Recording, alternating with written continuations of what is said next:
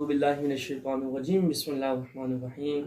ناظرین کرام، اللہ کی توفیق سے ایک مرتبہ پھر خلاصہ قرآن کے ساتھ حاضر ہیں انشاءاللہ العزیز۔ آج ہم 8ویں پارے کا خلاصہ سیکھنے کی کوشش کریں گے۔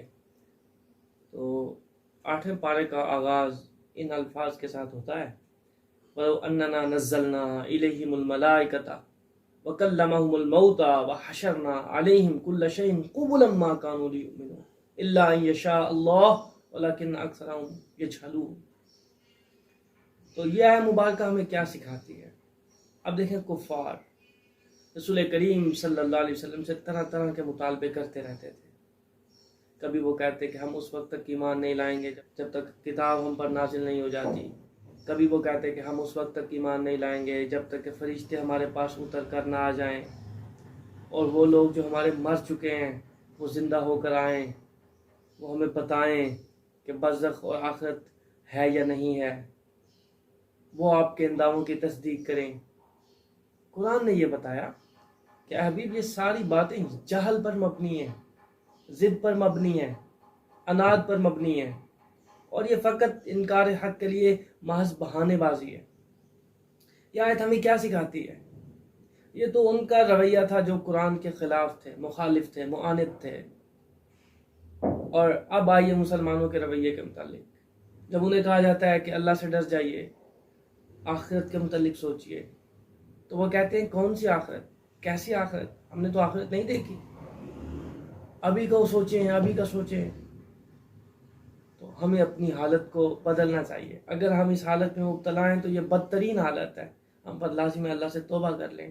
اور اگر ہم اس سے اللہ کے فضل سے محفوظ ہیں تو ہمیں ہمیشہ محتاط رہنا چاہیے کہ فتنوں کا زمانہ ہے، کہیں ہم اس میں مبتلا نہ ہو جائیں۔ پھر جب ہم آگے بڑھتے ہیں، آیت نمبر 112 میں اللہ تعالیٰ رسول کریم صلی اللہ علیہ وسلم کو تسلی دیتے ہوئے ارشاد فرماتا ہے، وَكَذَلِكَ جَعَلْنَا لِكُلِّ نَبِيٍّ عَدُوًّا شَيَاطِينَ الْإِنسِ وَالْجِنِّ يُوحِي بَعْضُهُمْ إِلَىٰ بَعْضٍ زُخْرُفَ الْقَوْلِ غُرُورًا۔ اور دوسری جگہ ارشاد فرمایا، وَإِنَّ الشَّيَاطِينَ لَيُوحُونَ إِلَىٰ أَوْلِيَائِهِمْ لِيُجَادِلُوكُمْ، کہ ہر نبی کے ہم نے کیا بنایا؟ دشمن بنائے۔ وہ کون تھے؟ شیاطین میں سے تھے، جنوں میں سے تھے، اور انسانوں میں سے تھے۔ ان کا آپس میں کیا کام تھا؟ وہ جو دشمن تھے، ان کا کام تھا آپس میں ایک دوسرے کے دلوں میں ایسی باتیں ڈالنا جس سے جھگڑا پیدا ہو، زخرف القول، بےہودہ باتیں، جھوٹی باتیں ان کے سامنے خوبصورت کر کے ان کو سجا سجا کر پیش کرنا، جس بات کے متعلق وہ جانتے نہیں اس کے متعلق رائے زنی کرنا۔ ایک وہ شخص، جیسے آپ نے دیکھا ہے کہ کوئی بھی ہمارا پاکستانی جب پاکستان سے باہر چلا جاتا ہے تو وہ اسلام میں رائے زنی کرنا ایسے سمجھتا ہے جیسے وہ باہر جا کر کوئی دین کا بہت بڑا ایکسپرٹ ہو چکا ہو، یا اس نے بہت زیادہ دین پڑھ لیا ہو۔ جبکہ وہی شخص کسی ہاسپٹل میں جاتا ہے تو اس کی زبان بند ہوتی ہے، تو وہ ڈاکٹر کو تو نہیں کہتا کہ میرا خیال یہ ہے، لیکن جب دین کا معاملہ آتا ہے تو وہ اپنے خیال پیش کرنے لگتا ہے۔ تو یہ اللہ تعالیٰ بتا رہا ہے، ہمیشہ سے مشرکین کا، منکرین کا، معاندین کا وتیرہ رہا ہے کہ وہ دین کے برابر میں آتے ہیں، اپنی رائے زنی کرتے ہیں۔ ہم یہ کہتے ہیں، ہم اور تم کون ہیں، جب اللہ اس کے رسول صلی اللہ علیہ وسلم جو ہمیں حکم دے رہے ہیں ہم پر لازم اسی کی اتباع کرنا۔ اور پھر اللہ تعالیٰ نے ارشاد فرمایا کہ ہم نے ہر بستی کے بڑے لوگوں کو مجرم بنایا، وَكَذَلِكَ جَعَلْنَا فِي كُلِّ قَرْيَةٍ أَكَابِرَ مُجْرِمِينَ لِيَمْكُرُوا فِيهَا، تاکہ وہ زمین میں مکر کریں۔ وَمَا يَمْكُرُونَ إِلَّا بِأَنفُسِهِمْ، اور وہ جو مکر کرتے ہیں وہ اپنی جانوں کے ساتھ کرتے ہیں، انہیں اس کا شعور ہی نہیں۔ اب اس کا کیا مطلب ہے؟ آپ نے دیکھا ہے آج بھی امت مسلمہ کا کیا حال ہے، ان کے حاکم وہ بے ضمیر اور مردہ لوگ ہیں جو دنیا کے کرپٹ ترین لوگ ہیں، لیکن پھر بھی لوگ انہیں اپنا لیڈر مانتے ہیں، انہیں شرم نہیں آتی۔ تو اللہ بھی یہی فرما رہا ہے کہ ہم نے ہر قوم کے مجرم کو، بڑے مجرموں کو کیا کر دیا؟ وہاں کا اکابر بنا دیا۔ اب وہ مجرم یہ سمجھ رہے ہیں کہ وہ جو داؤ پیچ لگا رہے ہیں، قوم کو لگا رہے ہیں، اسلام کو لگا رہے ہیں، انسانوں کو لگا رہے ہیں، اہل ایمان کو لگا رہے ہیں، در اصل وہ فراڈ، وہ فریب، وہ اہل اسلام، اہل ایمان کے ساتھ نہیں، وہ اپنی ذاتوں کے ساتھ کر رہے ہیں، اپنے ہی آپ کے ساتھ کر رہے ہیں، انہیں اس کا شعور ہی نہیں ہے۔ پھر آیت نمبر 17 اور 118 میں اللہ تعالیٰ نے ارشاد فرمایا، وَمَا لَكُمْ أَلَّا تَأْكُلُوا، تمہیں کیا ہوا کہ تم اس میں سے نہ کھاؤ جو اللہ کے نام پر ذبح کیا گیا، پاکیزہ ہے۔ ہاں حرام کے متعلق اس کا کرائٹیریا یہ ہے کہ اگر تم حالت ضرر میں ہو اور پھنس گئے ہو کہ جان بچانے کے لیے تمہارے پاس حرام کھانے کے سوا کوئی چارہ نہیں تو تم کھا سکتے ہو. اور پھر اللہ تعالیٰ مجھے اور آپ کو نصیحت کرتے ہوئے حکم دیتا ہے وَذَرُوا ظَاهِرَ الْإِثْمِ وَبَاطِنَهُ. اے میرے بندو، گناہ خواہ وہ ظاہری ہو خواہ وہ باطنی ہو، وہ دل کا ہو، نیت کا ہو، یا ہاتھ پاؤں اعضاء کا عملی طور پہ دکھنے والا ہو، ہر طرح کا گناہ اسے چھوڑ دو، کیونکہ ان الذین یکسبون الاثم سیجزون، جو شخص بھی گناہ کرتا ہے اس کو اس کی جزا دی جائے گی بما کانوا یقترفون. اور یہ جو مجرم اور جو مشرک یہ جو طرح طرح کی باتیں بناتے ہیں، اور کون سا اسلام کی حالت تو دیکھو کتنا ضعیف ہے، کتنا کمزور ہے. وَلِتَصْغَى إِلَيْهِ أَفْئِدَةُ الَّذِينَ لَا يُؤْمِنُونَ. وہ باتیں اس لیے کرتے ہیں تاکہ ان کی طرف ان لوگوں کے دل مائل ہوں کہ جو آخرت کا انکار کرتے ہیں، اور وہ ان کے دوست بن جائیں، ہم جلیس ہو جائیں، اور وہ مزید پروپیگنڈا کو پھیلا سکیں. آیت نمبر 117 اور 18 میں یہ حکم دیا، جہاں تمہیں یہ کرنا ہے کہ اللہ کا نام جس جانور پر لیا گیا وہ حلال ہے، وہیں یہ بات بھی سن لو وَلَا تَأْكُلُوا مِمَّا لَمْ يُذْكَرِ اسْمُ اللَّهِ عَلَيْهِ. اس جانور کو نہیں کھانا جس پر اللہ کا نام نہیں لیا گیا. وَإِنَّهُ لَفِسْقٌ، کیونکہ اس کا کھانا اللہ کی نافرمانی ہے، گناہ ہے، حرام ہے. پھر جب ہم آگے بڑھتے ہیں تو اللہ تبارک و تعالیٰ آیت نمبر 124 میں ارشاد فرماتا ہے، جب ان کے پاس کوئی آتی ہے وَإِذَا جَاءَتْهُمْ آيَةٌ قَالُوا لَن نُؤْمِنَ حَتَّىٰ نُؤْتَىٰ مِثْلَ مَا أُوتِيَ رُسُلُ اللَّهِ. اور بڑی عجیب سی بہکی باتیں کرنے لگتے ہیں. وہ کہتے ہیں ہم ہرگز ایمان نہیں لائیں گے حتیٰ کہ ہمیں بھی اس کی مثل دیا جائے جیسا کہ اللہ کے رسولوں کو دیا گیا ہے. اب گویا کہ وہ انسان ہو کر اللہ کی تقسیم پر اعتراض کرتے ہیں. اللہ تعالیٰ انہیں جواب دیتا ہے اللہ اعلم حیث یجعل رسالتہ. اللہ خوب جانتا ہے کہ اس نے کس کو رسالت دینی ہے. سیصیب الذین اجرموا صغار عند اللہ وعذاب شدید بما کانوا یمکرون. اور رہی بات یہ کہ تمہارا انجام تو بہت جلد تمہیں ذلت کا عذاب دیا جائے گا اس وجہ سے وہ جو تم مکر کرتے ہو، اللہ کی آیات کا انکار کرتے ہو.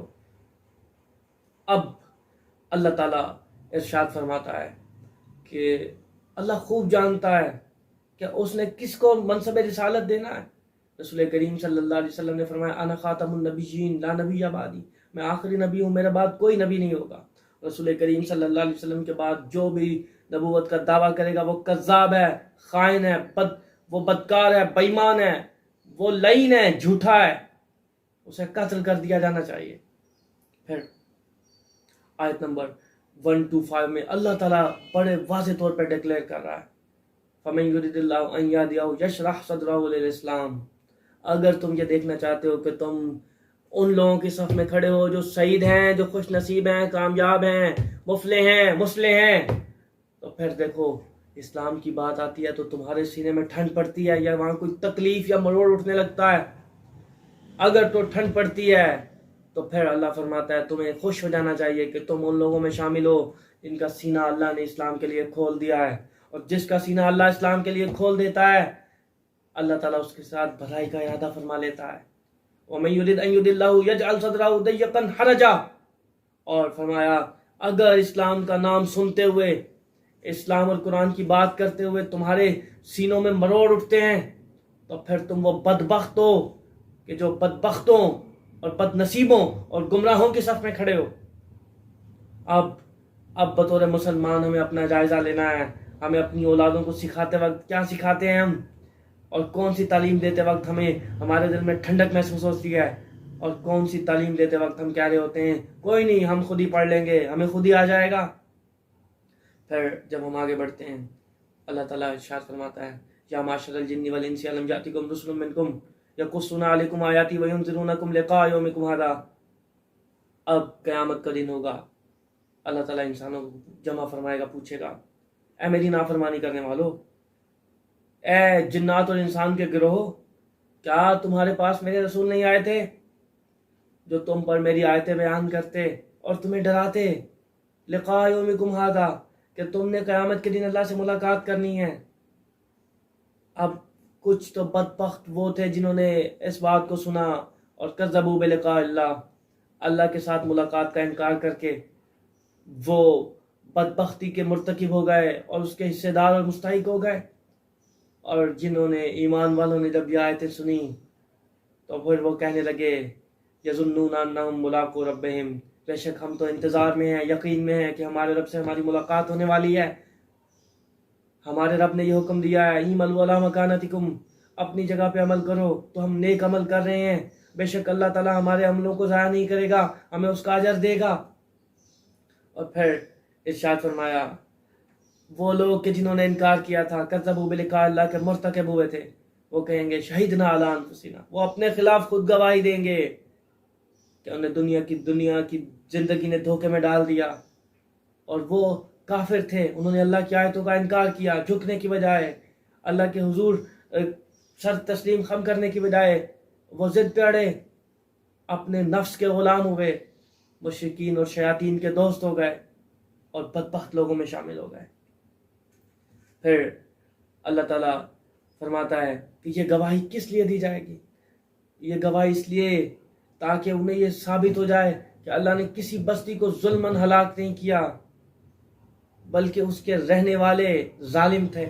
اور آیت نمبر 138 تا 140 کا جب مطالعہ کرتے ہیں تو اللہ تعالیٰ ارشاد فرماتا ہے جاہلوں کو دیکھو، وہ کہتے تھے حاضی انعام و حرث حجر، یہ مویشی اور یہ کھیتیاں یہ منع ہیں، حلال نہیں ہے مگر جس کے لیے ہم چاہتے ہیں، الا من نشاء بزعمی وانعام حرمت ظہورها۔ اور پھر انہوں نے اس کی ڈویژن کی ہوئی تھی، تقسیم یہ کہاں سے لی؟ اللہ نے تو ایسا کچھ نہیں دیا، نہ ہی اللہ نے اس کا کوئی حکم دیا ہے۔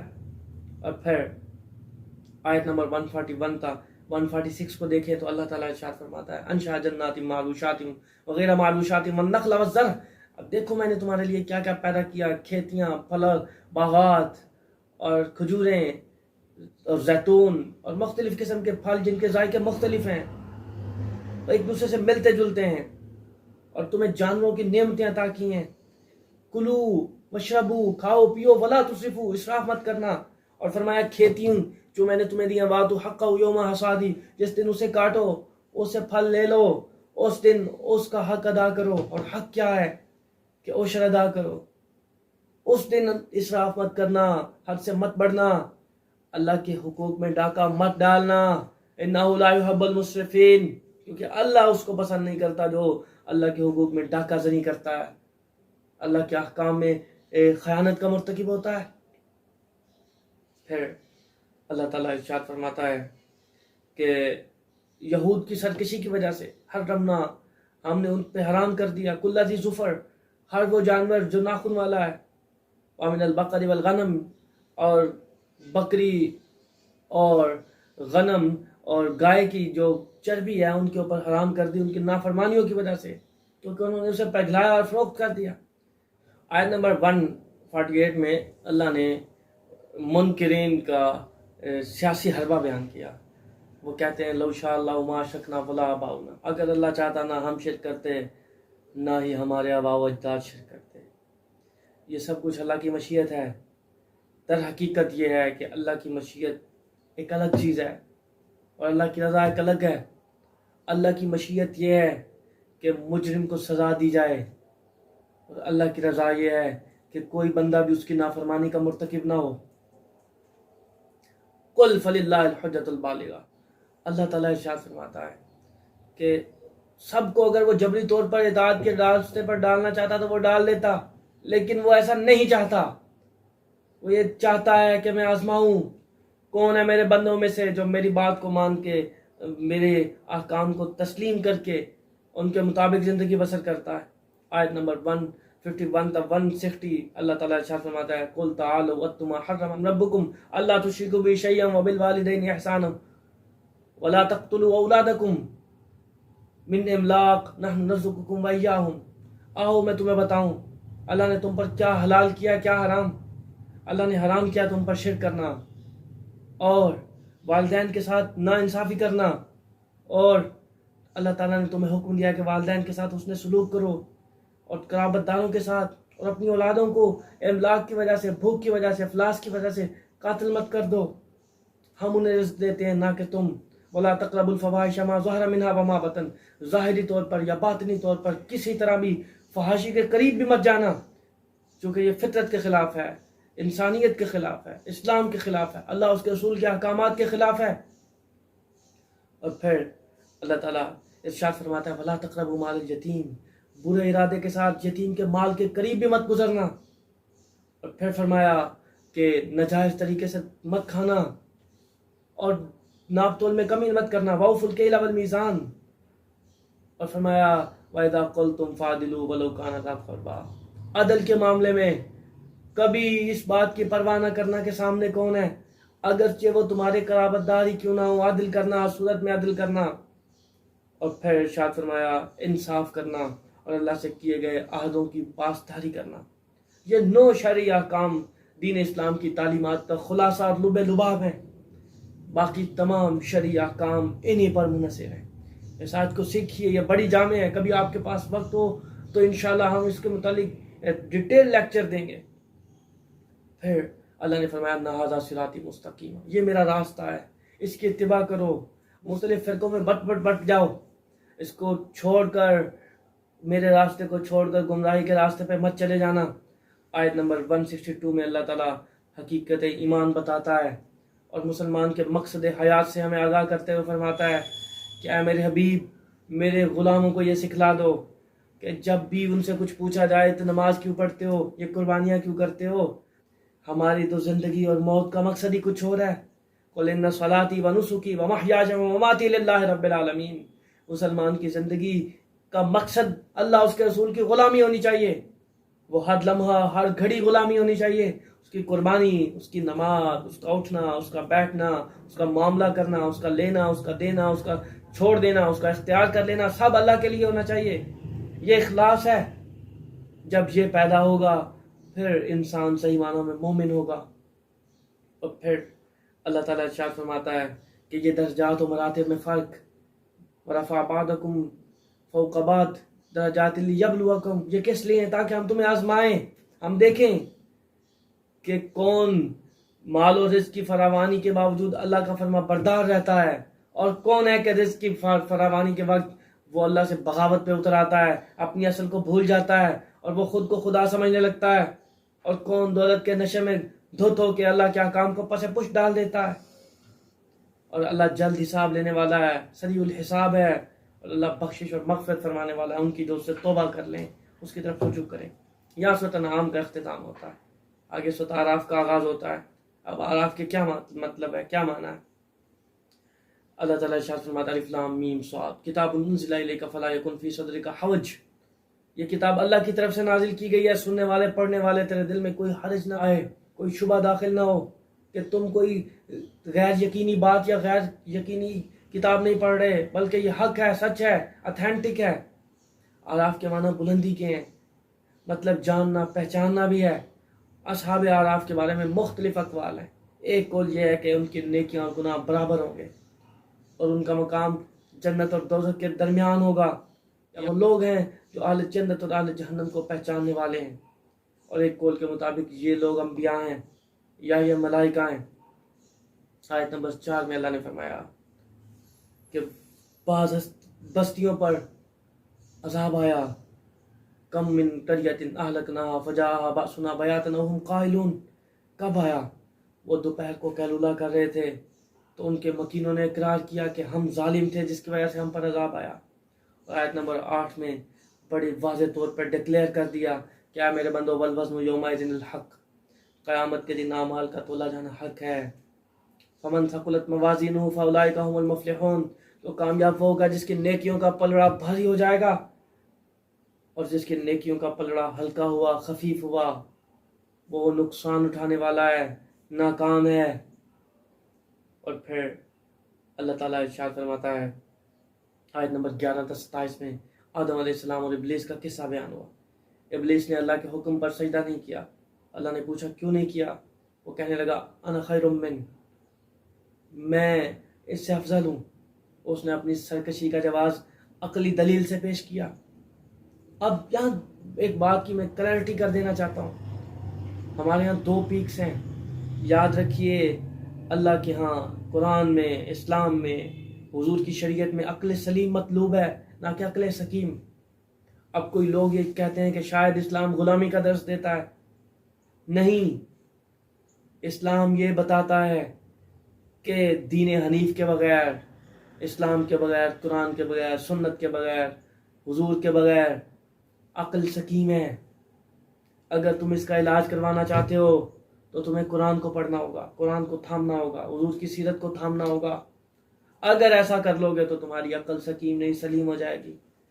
تو شیطان جب اس نے قرآن کو چھوڑا, حدیث کو چھوڑا, جب اس نے اللہ کے احکام کو چھوڑا, اللہ کے حکم کو چھوڑ دیا, تو اس کی عقل سلامتی سے نکل کر سکیم میں داخل ہو گئی, سکم میں داخل ہو گئی. تو جب اس کی عقل میں سکم آ گیا تو وہ مبتلا ہو گیا تکبر میں. اگر اس کی عقل میں سلامتی ہوتی تو وہ عاجزی کرتا, جھک جاتا اور واز گزار ہوتا. چونکہ آدم کا خالق بھی اللہ, میرا خالق بھی اللہ, جب وہ فرما رہا ہے کہ اس کے سامنے جھکو تو میں کون ہوتا ہوں اپنے رب کے ساتھ آرگیو کرنے والا. وہ فوراً سے جھک جاتا. تو انا خیر من کی صدا ہر طرف بلند ہے کہ میں بہتر ہوں, میں افضل ہوں. بھائیو, اس کا علاج کروائیں, سیکھیے. تکبر اللہ کو سخت ناپسند ہے. یہ انسان کو جہنم کے آخری گھڑوں میں لے جائے گا. اللہ سے دعا کرتے ہیں ہمیں تکبر سے محفوظ فرمائے. پھر جب ہم آگے بڑھتے ہیں, اللہ فرماتا ہے شیطان نے ان کو دھوکہ دیا. وقاسمہما, قسمیں کھانے لگا, انی لکما لمن الناصحین. یہ ہے شیطان کا اسوہ. اب سوچیں تو اس کے پیروکاروں کا اسوہ کیا ہوگا کہ وہ تو انسانوں کو گمراہ کرتے وقت اللہ کی قسمیں بھی کھا لیتے ہیں تاکہ لوگوں کو یہ یقین آ جائے کہ ہم ان کے خیر خواہ ہیں. فضلہما بغرور. جب اس نے اللہ کی قسم کھائی تو انہوں نے سمجھا کہ اللہ کی قسم جھوٹی کون کھا سکتا ہے, تو ان سے خطا ہو گئی. پھر اللہ نے انہیں دعا سکھائی. انہوں نے دعا مانگی, ربنا ظلمنا انفسنا وان لم تغفر لنا وترحمنا لنکونن من الخاسرین. یہ دعا ہمیں بھی جانی چاہیے, ہماری اولادوں کو سکھانی چاہیے. اللہ ہم نے اپنی جانوں پر ظلم کیا تو ہمیں بخش دے, اگر تو نہیں بخشے گا ہم ضرور نقصان والوں میں سے ہو جائیں. اللہ نے فرمایا زمین پر اتر جاؤ, ایک وقت تک تمہیں وہاں ٹھہرنا ہے. اور پھر اللہ تعالیٰ نے ارشاد فرمایا کہ جب شیطان نے انہیں اس پھل کھانے پر آمادہ کر لیا تو کیا ہوا, فبدت لہما سوآتہما, ان کے لباس اتر گئے. وطفقا یخصفان علیہما من ورق الجنہ, وہ جنت کے پتوں سے اپنے لباسوں کو ڈھانپنے لگے. اب وہ آدم, جناب آدم پہلے انسان ہے, اسے کیا پتہ چلا انسان کی فطرت میں اپنے بدن کو چھپانا ہے, نہ کہ ننگا ہونا ہے. فحاشی و ریانی اور برہنگی عقل سلیم کے خلاف ہے, فطرت کے خلاف ہے, نہ کہ ماڈرنزم ہے. یہ جہالتزم ہے, ہمیں اسے بچنا ہے. نہ کہ اس میں مبتلا ہو کر ہم نے اپنے لیے ترقی کو تلاش کرنا ہے. جو اس میں مبتلا ہو کر ترقی کو تلاش کرتا ہے وہ ترقی تو نہیں پاتا, وہ ترک ضرور جاتا ہے. تو ترکنے سے بچیے اور ترقی کی راہ پر بڑھیے. اس میں ترقی کس میں ہے؟ حضور نے فرمایا حیا جس چیز میں بھی ہوتی ہے اسے مزین کر دیتی ہے, اسے خوبصورت کر دیتی ہے, اسے ترقی کی راہ پر گامزن کر دیتی ہے. اور پھر جب شیطان کو اللہ نے نکالا تو وہ کہنے لگا اب میں کیا کروں گا, لَأَقْعُدَنَّ صِرَاطَكَ الْمُسْتَقِيمَ ثُمَّ لَآتِيَنَّهُم مِّن بَيْنِ أَيْدِيهِمْ وَمِنْ خَلْفِهِمْ وَعَنْ أَيْمَانِهِمْ وَعَنْ شَمَائِلِهِمْ وَلَا تَجِدُ أَكْثَرَهُمْ شَاكِرِينَ. میں تیرے بندوں کے اندر سب سے اہم کام جو کروں گا وہ ان میں ناشکری کو عام کر دوں گا. آج آپ دیکھیں ہر دوسرے شخص سے پوچھیں کیا حال ہے, وہ پہلی مرتبہ کہتا ہے اللہ کا شکر ہے. اب پھر پوچھیں, وہ کہتا ہے کیا بتاؤں حالات بہت برے ہیں. اس نے کہا میں دائیں سے آؤں گا, بائیں سے آؤں گا, آگے سے آؤں گا, پیچھے سے آؤں گا, کوئی سمت کوئی جہت ایسی نہیں ہے جو میں تیرے بندوں کے لیے خالی چھوڑ دوں, اور تیرے اکثر بندوں کو ناشکرا کر دوں گا. اور دیکھیں آج ناشکری کس قدر عام ہو چکی ہے. اللہ نے فرمایا دھتکارا ہوا ہے تو نکل جا, لہذا اسے جنت سے نکال دیا گیا. پھر اللہ تبارک و تعالی بتاتا ہے کہ میں نے جو تمہیں لباس دیا ہے اس کا کیا مقصد ہے. یا بنی آدم قد انزلنا علیکم لباس جواری سوآتکم وریشا ولباس التقوی ذالک خیر ذالک من آیات اللہ لعلہم یذکرون. اے بنی آدم میں نے تم پر لباس اتارا ہے. وہ کیا کرتا ہے؟ وہ تمہاری شرم کی چیزوں کو چھپا لیتا ہے, بری چیزوں کو چھپا لیتا ہے. اب امام غزالی اس آیت کی تفسیر میں بتاتے ہیں کہ لباس سے کیا مراد ہے. ای العلم, ہم نے تم پر علم اتارا ہے جو تمہاری جہالتوں کو چھپا لیتا ہے. کیسے چھپا لیتا ہے؟ جب علم آتا ہے جہل چلا جاتا ہے. تمہارے لیے میں نے اپنے حبیب کی سیرت اتاری ہے. جب اس کا لباس تم اوڑھ لو گے تو پھر جو تمہاری بری چیزیں ہیں, تمہاری مکروہات ہیں, جہاں حقد تھا, حسد تھا, بغض تھا, کینہ تھا, جب اس کی جگہ اس کو تم رسول اللہ صلی اللہ علیہ وسلم کی سیرت سے ڈھانپو گے, بدل لو گے, تو پھر یہ ساری چیزیں نکل جائیں گی. وہاں خیر خواہی آ جائے گی, امن آ جائے گا, عفو آ جائے گی, عافیت آ جائے گی, صلح آ جائے گی. وریشہ, اور یقین نازل کیا کہ یقین رکھو کہ جو لباس تقوی تم پہنو گے اللہ اسے دیکھ رہا ہے اور یہ تمہارے لیے خیر ہے، کاش کہ تم سمجھو۔ اور پھر اللہ تعالیٰ ارشاد فرماتا ہے کہ یا بنی آدم لا یفتننکم الشیطان، یہ شیطان کے فتنے میں مت آ جانا۔ یہ وہ ہے کما اخرج ابویکم من الجنہ، کتنا پیارا انداز ہے، اللہ بتا رہا ہے یہ وہ بدبخت ہے جو تمہارے والدین کا دشمن ہے۔ تو آپ بتائیے کوئی بھی عقل والا اور کوئی بھی سلامتی والا شرافت والا شخص کیا اس شخص کو دوست رکھتا ہے جو اس کے والدین کا آبا کا دشمن ہو؟ اور ایسا دشمن جسے اللہ بتا رہا ہے کہ یہ بدترین دشمن ہے، فَاتَّخِذُوا عَدُوًّا، اسے تم نے اپنا دشمن بنانا ہے۔ فرمایا اس کی پیروی مت کرنا۔ ہاں کچھ لوگ ہیں جو شیطان کے اولیاء ہیں، جو شیطان کے دوست ہیں، اسی طرح کی باتیں پھیلاتے رہتے ہیں اور لوگوں کو فقر سے ڈراتے ہیں۔ اسلام پہ چلو گے تو غریب ہو جاؤ گے، یہ کرو گے تو غریب ہو جاؤ گے، نماز پڑھو گے تو غریب ہو جاؤ گے، قرآن پڑھو گے تو غریب ہو جاؤ گے، جبکہ اللہ فرماتا ہے یہ سارے کام تو شیطانی کام ہیں۔ اِنَّا جَعَلْنَا الشَّيَاطِينَ أَوْلِيَاءَ لِلَّذِينَ لَا يُؤْمِنُونَ، تو جو لوگ ایمان نہیں لاتے انہیں اللہ شیطان کا دوست بنا دیتا ہے۔ اور ان کا طریقہ کیا ہے؟ وَإِذَا فَعَلُوا فَاحِشَةً قَالُوا وَجَدْنَا عَلَيْهَا آبَاءَنَا، جب کوئی خطا ہو جائے تو کہتے ہیں ہمارے آبا و اجداد ایسے ہی کرتے تھے، حالانکہ اللہ نے اس کا کوئی حکم نہیں دیا۔ پھر جب آگے بڑھتے ہیں تو اللہ تعالیٰ فرماتا ہے یا بنی آدم خذوا زینتکم عند کل مسجد، ہر عبادت کے وقت، نماز کے وقت اچھا لباس پہن لو، زینت اختیار کرو، پاکیزگی اختیار کرو، اسراف سے بچتے ہوئے اللہ کی نعمتوں سے فائدہ اٹھاؤ، پاکیزہ چیزیں کھاؤ، اچھا لباس پہنو۔ اور پھر فرمایا اللہ نے تو ظاہر و باطن حرم ربی الفواحش ما ظہر منہا وما بطن، ہر طرح کی بے حیائی کو حرام کر دیا ہے اور حق سے پھر جانے کو اللہ نے حرام کر دیا ہے۔ اور آیت نمبر 40 میں اللہ نے فرمایا کہ جو ہماری آیتوں کو جھٹلاتے ہیں، تکبر کرنے والے ہیں، آسمان کے دروازے ان کے لیے نہیں کھولے جائیں گے۔ لا تفتح لهم ابواب السماء حتى يلج الجمل في سم الخياط، یعنی کیسے؟ کیا ممکن ہے کہ سوئی کے ناکے سے اونٹ گزر جائے؟ نہیں، بالکل ایسے ہی ان بدبختوں کے لیے کبھی رحمت کے دروازے نہیں کھولے جائیں گے، نہ ہی وہ جنت میں داخل ہوں گے۔ اور آیت نمبر 43 میں فرمایا کہ اللہ تعالیٰ جنتیوں کو ایک انعام دے گا۔ سب سے پہلے اس کا مکالمہ دیکھیے کہ جب وہ لوگ جنہیں لوگ کہتے تھے اے صہیب، اے بلال، اے مقداد، اے عبداللہ بن مسعود، کیا تم انعام یافتہ ہو؟ تو اللہ فرماتا ہے اب جب وہ لوگ ابو جہل جیسے لوگ ملیں گے اور اسی طرح صبح قیامت آنے والے حق کے پیروکار اور باطل کے پیروکار برزخ میں ملیں گے تو وہ پوچھیں گے، اہل ایمان کہیں گے ہم نے وجدنا وعد ربنا حقا، ہم نے اپنے رب کے وعدے کو سچا پایا۔ فہل وجدتم ما وعد ربکم حقا، کیا تم نے بھی سچ پایا؟ کیا تم نے بھی سچ پایا؟ پھر وہ پانی مانگیں گے لیکن انہیں کھولتا ہو پیپ دی جائے گی جہنمیوں کو، نہ کہ پانی دیا جائے گا۔ تو اللہ تعالیٰ بھی ارشاد فرماتا ہے کہ جنتیوں کی ایک نشانی یہ ہوگی میں ان کے دنوں سے کینے کو نکال لوں گا۔ وَنَزَعْنَا مَا فِي صُدُورِهِم مِّن غِلٍّ إِخْوَانٍ، پتہ چلا زمین پر وہ لوگ جو صاف دل ہیں، جن کے دلوں میں لوگوں کے لیے میل نہیں ہے، کجی نہیں ہے، ٹیڑھ پن نہیں ہے، حسد نہیں ہے، حقد نہیں ہے، بغض نہیں ہے، بلکہ ان کے دل اللہ کی محبت میں مچلتے ہیں اور اس کے حبیب کی غلامی میں گم ہیں، ایسے دل جنتی لوگوں کے دل ہیں۔ اور پھر وہ اللہ سے عرض گزار ہوں گے الحمدللہ الذی ہدانا لہذا، ہم تیرے شکر گزار ہیں، تو نے ہمیں اتنی پیاری ہدایت دی کہ ہمیں یہ شعور بخش دیا کہ تو نے اپنے فضل سے ہمارے دلوں کو کینہ و بغض سے اور حسد سے پاک کر دیا۔ پھر ہدایت چونکہ اللہ کے فضل سے ملتی ہے، اس کے بغیر ممکن نہیں۔ آیت نمبر 54 میں اللہ اپنی قدرت کی نشانیاں بیان فرماتا ہے اور فرمایا اپنے رب کو پکارو تضرعا و خفیہ، گڑ گڑا کر، چپکے چپکے۔ کیوں؟ ان رحمت اللہ قریب من المحسنین، کیونکہ اس کی رحمت نیکی کرنے والوں سے بہت قریب ہے۔ انہ لا يحب المعتدین، وہ حد سے بڑھنے والوں کو پسند نہیں کرتا، وہ انہیں پسند کرتا ہے جو اس کی بات مانتے ہیں، سمینا و اطعنا کہتے ہیں، نہ کہ سمینا و عصینا کہتے ہیں۔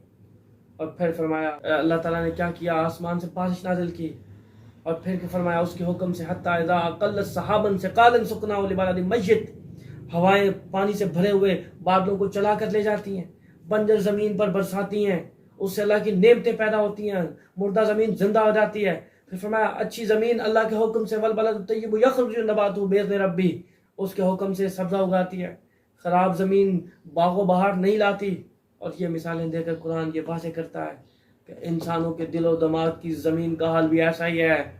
یعنی پاکیزہ دل پاکیزہ دماغ لوگ جب قرآن سنتے ہیں تو انہیں ہدایت نصیب ہوتی ہے، ان کے دل میں ایقان نصیب ہوتا ہے اور اعمال کے ثمرات پیدا ہوتے ہیں. اور وہ زمین والذی خبث لا یخرج الا نکدا، خبیث دل دماغ جب وہ قرآن سنتے ہیں تو خیر کے پھل اور پھول پیدا نہیں ہوتے. آیت نمبر 59 میں اللہ تعالیٰ حضرت نوح کا قصہ بیان کرتا ہے، اور دائی کے لیے اس میں واضح طور پر ایک نمونہ اور اسوہ ہے کہ لوگ بھلے کیا کہتے رہیں، کوئی لینے والا نہیں ہے، سود عام ہو چکا ہے، کفر ہے، قیامت قریب ہے، مولانا کیسی باتیں کرتے ہو، کوئی سیکھے گا نہیں تو کیا کرو گے. اللہ تعالیٰ فرماتا ہے نوح کو دیکھو تب قیامت کتنی دور تھی، تو وہ لوگ کہہ رہے تھے انا لنراک فی ضلال مبین. نوح جو اللہ کے پیغمبر تھے انہیں وہ کہہ رہے تھے کہ ہم تمہیں گمراہ دیکھتے ہیں. فرمایا لیس بی ضلالہ، میں گمراہ نہیں ہوں، میں تو اللہ کا رسول ہوں، میں تو تمہیں ہدایت کی بات کرتا ہوں. فرمایا آگے بڑھو آگے اے میرے حبیب کے غلاموں. پھر آیت نمبر 65 میں حضرت ہود اور ان کی قوم جو عاد ہے ان کا ذکر ہے کہ قوم عاد نے بھی کیا کیا، اللہ کے نبی پر طعن کیا اور کتنی بےہودہ بات کہی. انا لنراک فی سفاہہ، کیا عاد ہم تو تمہیں بیوقوف سمجھتے ہیں، حماقت میں دیکھ رہے ہیں. وَإِنَّا لَنَظُنُّكَ مِنَ الْكَاذِبِينَ، اور کتنا بڑا بے باکانہ جملہ کہا کہ ہم تمہیں جھوٹا سمجھتے ہیں. سوچئے اللہ کے نبی کو کیا کہا جا رہا ہے اور میری اور آپ کی حیثیت اور اوقات کیا ہے. تو لوگ جو ہمیں اعتراض کرتے ہیں اور تانے دیتے ہیں انہیں کہو یہ قرآن پڑھ کے دیکھو، تمہارے سارے تانوں کا جواب قرآن میں موجود ہے. پھر اللہ تعالیٰ ارشاد فرماتا ہے ہود نے اپنی قوم کو وہی جواب دیا جو نوح نے اپنی قوم کو دیا تھا، انا لکم ناصح امین، میں تو نصیحت کرنے والا ہوں. پھر حضرت ہود نے قوم عاد کو انعامات الہیہ یاد دلوائے کہ اللہ کے انعام کو دیکھ کر شکر کرو اور ان کے انکار کے سبب اللہ کے عذاب اور غضب کو کے مستحق مت بن جاؤ. لیکن انہوں نے کیا کیا، شکر کی بجائے ناشکری کی تو اللہ کا عذاب ان پر نازل ہوا. اللہ نے حضرت ہود اور ان کے ساتھیوں کو نجات دے دی.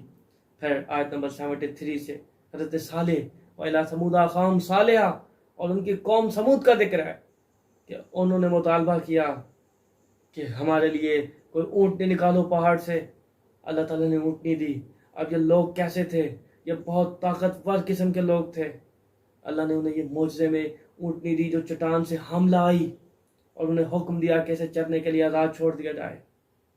یہ نرم زمین میں قوم سمود والے محلات بناتے تھے، پہاڑوں کو تراش کر ان میں گھر بناتے تھے، گویا ان کو اپنی طاقت پر بڑا ناز تھا. پھر ہوا کیا، ان کی طاقت ان کے کسی کام نہ آئی جب وہ تکبر کا شکار ہوئے، اللہ کی آیتوں کے منکر ہوئے، اعراض کرنے لگے، ماننے کی بجائے جھکنے کی بجائے اکڑنے لگے، ضد کرنے لگے. کیا ہوا، اللہ کی نافرمانی کی، اونٹنے کی کونچیں کاٹ دی. اللہ نے ان کی سرکشی کی سزا اس طرح دی کہ ان پر رات کو زلزلے کا عذاب آیا اور صبح کو وہ اپنے گھر میں اوندے منہ پڑے ہوئے تھے. پھر آیت نمبر 80 میں حضرت لوط اور ان کی قوم کا ذکر ہے کہ وہ بے حیائی میں اپنے زمانے میں سب لوگوں پر سبقت لے گئے، وہ ہومو سیکسول ہو گئے، وہ مرد سے اپنی خواہشیں پوری کرنے لگا. آج جیسے یورپ میں یہ قانون پاس ہو چکے اور بعض عرب کنٹری میں اس کے متعلق آوازیں بلند کی جانے لگی. یہ سب سے گھناؤنا اور بدترین جرم ہے جو جانور بھی نہیں کرتے. فطرت کے خلاف، عقل کے خلاف، کسی بھی دین کے خلاف ہے. اور جب اللہ کے عذاب کا ڈر سناتے تو وہ مذاق کرتے، وہ سمجھتے کہ مذاق ہے. بالآخر اللہ نے ان پر عذاب نازل کر دیا، آسمان سے پتھر برسائے، اور پتھر اس طرح برستے تھے کہ ہر شخص کا نام اس کے اوپر لکھا ہوتا تھا اور اس پتھروں کے سبب ان کا نام و نشان مٹا دیا گیا. ایسے برسے کہ ان کا نام و نشان مٹا دیا گیا. یہاں تک کہ حضرت لوط کی وہ بیوی الا امرأت کانت من الغابرین، جو ان کی ہم خیال تھی، وہ بھی عذاب سے نہ بچ سکی. صرف حضرت لوط اور ان کے ساتھ قبیلے کے چند نیکوکار لوگ ہی محفوظ رہے. آیت نمبر 85 سے قوم مدین کا ذکر ہے کہ وہ ناپ تول میں ڈنڈی مارتے، دوسروں کو چیزیں کم تول کر دیتے، راستے میں بیٹھ کر اہل ایمان کو ڈراتے، انہیں راہ راست سے روکتے. انہیں بھی کہا گیا کہ فساد فی الارض سے باز آ جاؤ اور اپنی پہلے والی سرکش امتوں کا انجام دیکھو. تو یہاں تک یہ 8ویں پارے کا سمری تھی، اس کا خلاصہ تھا۔ ہم نے کیا سیکھا کہ فضول طرح کے سوالات اور لاجک نہیں، اگر عقل سلیم ہے اس میں کوئی بات سمجھ آتی ہے تو فابہا، ورنہ سمعنا واطعنا، ہم نے سنا، چونکہ اللہ فرما رہا ہے جو تمام عقل کا پیدا کرنے والا ہمیں حکم دے رہا ہے، تو عقل کی کیا مجال ہے کہ وہ اللہ سے سوال کرے کہ ہماری عقل میں نہیں آتا، اور آباء و اجداد دلیل نہیں ہے، اور وزن یعنی اعمال کا تولے جانا حق ہے، اور ہر صورت میں ہمیں اللہ کے ہاں پیش ہونا ہے۔ ہمیں علم سے اپنے آپ کو مزین کر کے جہالت سے بچنا ہے۔ اللہ سے دعا کرتے ہیں اپنے حبیب کے صدقے تو سنا سیکھا عمل کرنے کی توفیق عطا فرمائے۔ وآخر دعوانا